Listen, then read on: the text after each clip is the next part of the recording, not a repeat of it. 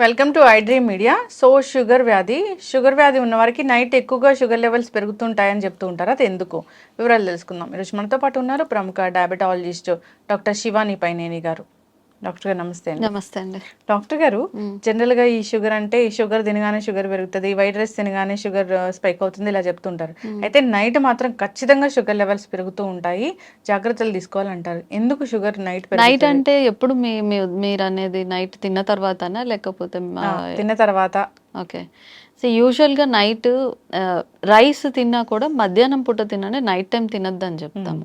ఎందుకోనంటే మనం డే టైంలో కార్బ్స్ తీసుకున్నా కూడా కార్బ్స్ దేనికి కావాలి? మనకి ఇన్స్టెంట్ ఎనర్జీ కోసం కావాలి. మనం లంచ్ టైంలో కార్బ్స్ తీసుకున్నా రైస్ తీసుకున్నా కూడా మనం ఫిజికల్ యాక్టివిటీ ఏదో ఒకటి యాక్టివ్గా ఉంటాం కాబట్టి ఖర్చు అయిపోతుంది, కార్బ్స్ అనేవి కరిగిపోతాయి. సో ఎక్కువ బ్లడ్లో షుగర్ ఉండదన్నమాట. బట్ నైట్ టైం గనక డిన్నర్లో ఏదైనా కానీ కార్బ్స్ ఎక్కువగా తీసుకుంటే ఖచ్చితంగా, ఎందుకంటే తిన్న తర్వాత పెద్దగా యాక్టివిటీ ఉండదు, 1 or 2 అవర్స్లో పడుకుంటాము. సో కార్బ్స్ కనుక ఎక్కువ తీసుకున్నాము అంటే ఖచ్చితంగా షుగర్ పెరుగుతుంది. సో మనం తినే ఆహారం మీద డిపెండ్ అయి ఉంటుంది తప్ప, కార్బ్స్ ఎక్కువ తీసుకుంటే ఎక్కువ షుగర్ పెరుగుతుంది, ఫైబర్ ఎక్కువ తీసుకుంటే షుగర్ కంట్రోల్లో ఉంటుంది. అది నైట్ టైం ఎందుకు పర్టికులర్గా చెప్తాము అని అంటే, నైట్ టైం ఫిజికల్ యాక్టివిటీ ఏమి ఉండదు, కార్బ్స్ ఇన్స్టెంట్ ఎనర్జీని ఖర్చు చేయడానికి ఏమి యాక్టివిటీ ఉండదు కాబట్టి డిన్నర్ టైంలో ఎక్కువ కార్బ్స్ అసలు తీసుకోవద్దు అని చెప్తాం. అయితే అసలు డిన్నర్లో ఏమి ఉండాలంటారు? నైట్ డిన్నర్ అనేది ఎంత టైం వరకు చేయొచ్చు? ఓకే. సో ఇప్పుడు ప్రాబ్లం ఏమవుతుందంటే షిఫ్ట్స్ అనేవి ఎక్కువగా ఉంటున్నాయి. వర్కింగ్ షిఫ్ట్స్, కొంతమంది నైట్ టైం వర్క్ చేస్తున్నారు, కొంతమంది డే టైం వర్క్ చేస్తున్నారు, కొంతమంది ఈవినింగ్ టైం వర్క్ చేస్తున్నారు. సో వాళ్ళకి ఏం చెప్తామంటే, మీరు మేల్కొని నిద్ర లేచిన దగ్గర నుంచి పడుకునేంత వరకు మీ డే కింద కన్సిడర్ చేయండి అని చెప్తాం.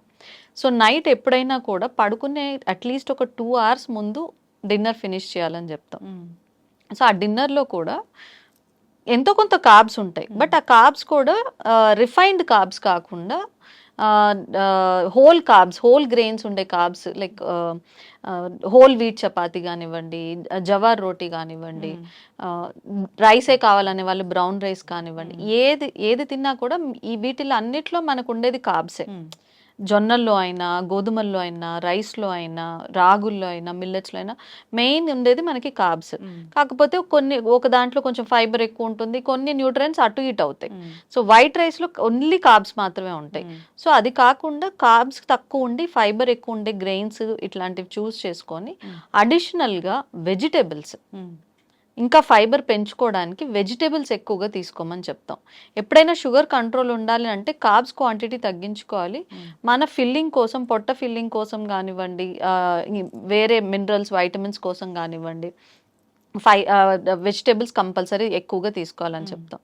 దాంతోపాటు ప్రోటీన్ కోసం దాల్ కానీ, ఎగ్ కానీ, వాట్ ఎవర్ అది తినే వాళ్ళ దాన్ని బట్టి పోర్షన్ సైజ్ అనేది కంట్రోల్ చేసుకోవాలి ఎప్పుడైనా కూడా.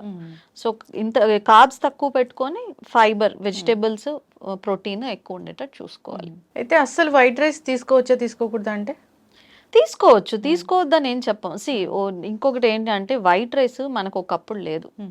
ఇప్పుడు డయాబెటీస్ ఎందుకు అంత ఎక్కువ వస్తుంది? లైఫ్ స్టైల్ మారడం వల్ల. సో ఆ లైఫ్ స్టైల్లో డైట్ ఒక భాగం. ఈ polished rice, refined grains, white rice ఇవి మనకి అట్లా ఒక 2-3 generations ముందు లేవు.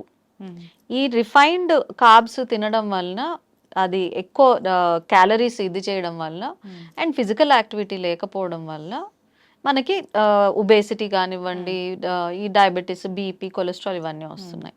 సో వైట్ రైస్ అనేది ఎప్పుడైనా తినచ్చు, కానీ క్వాంటిటీ, పోర్షన్ సైజు జాగ్రత్తగా చూసుకోవాలి. అగైన్ మనం ఒక ప్లేట్ పెట్టుకునేటప్పుడు అన్ని న్యూట్రియన్స్ ఉండేలా చూసుకోవాలి. మామూలుగా చాలా మంది ఏం చేస్తారంటే, ఇంత రైస్ పెట్టుకొని ఒక చిన్న పచ్చడి పెట్టుకున్నట్టు ఒక 2 స్పూన్లు కర్రీ పెట్టుకుంటారు. అది పద్ధతి కాదు. ఇంత రైస్ పెట్టుకొని ఇంత వెజిటేబుల్ కర్రీ, మీరు ఫ్రై చేసుకుంటారో ఎట్లా చేసుకుంటారో మీ ఇష్టం, అది కర్రీ ఒకటి, ఇంత మళ్ళీ పప్పులో ఆకుకూర కానీ ఇట్లాంటివి వేసుకొని కొంచెం గట్టిగా చేసుకుంటే ప్రోటీన్, మళ్ళీ ఫైబర్ 2 వస్తాయి. నాన్ వెజ్ తినేవాళ్ళు గుడ్డో, చికెన్ ఏదైతే అది మళ్ళీ ప్రోటీన్ కిందకు వస్తుంది.